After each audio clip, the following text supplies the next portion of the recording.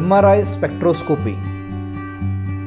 ये ब्रेन जो है जैसे बाकी अंग जो है वो रसायन मॉलिक्यूल से बना हुआ रहता है, माइन्यूट माइन्यूट पार्टिकल्स रहते हैं। तो उसको पिकअप करने के लिए अगर MRI हमें मदद करेगी तो उसको हम MRI स्पेक्ट्रोस्कोपी बोलते हैं। तो जब ट्यूमर बनती है तो उसमें पर्टिकुलर जो सेल्स रहते हैं उससे वो ट्यूमर उत्पत्ति होती है। तो कौन सी केमिकल्स बढ़ रहा है हम ग्राफ पे देखते हैं, तो उसके हिसाब से हम तय करते हैं कि वाह ये किस प्रकार का ट्यूमर है, सादा ट्यूमर है, कैंसर का ट्यूमर है, या कभी कभी TB है तो भी हमें समझ में आ सकता है।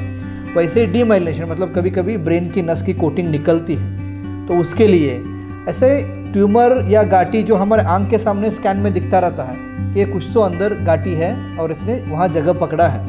तो किस प्रकार का ट्यूमर है ये जानने में उसका हम केमिकल एनालिसिस पहले ही कर सकते हैं।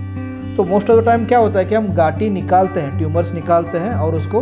हिस्टोपैथोलॉजिकल एग्जामिनेशन के लिए भेजते हैं। तो एक हफ्ते के बाद हमें समझ में आता है कि वाह ये गांठी का ग्रेड 1 है, ग्रेड 2 है, ग्रेड 3 है, ग्रेड 4 है, या नॉन कैंसरस है, या ट्यूमर है ही नहीं है, TB है, ऐसा हमें रिपोर्ट समझ में आता है। अगर ऑपरेशन से पहले ही अगर हमें इसका अंदाज़ा मिले तो हम प्रिपेयर रहने के लिए, रिलेटिव्स को प्रिपेयर करने के लिए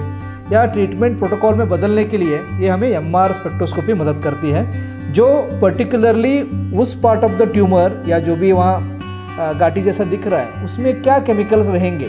उसका अंदाज़ा हमें देता है, जिसके हिसाब से ऑलमोस्ट 99% एक्यूरेसी से हम आगे बढ़ सकते हैं कि किस प्रकार का ट्यूमर है।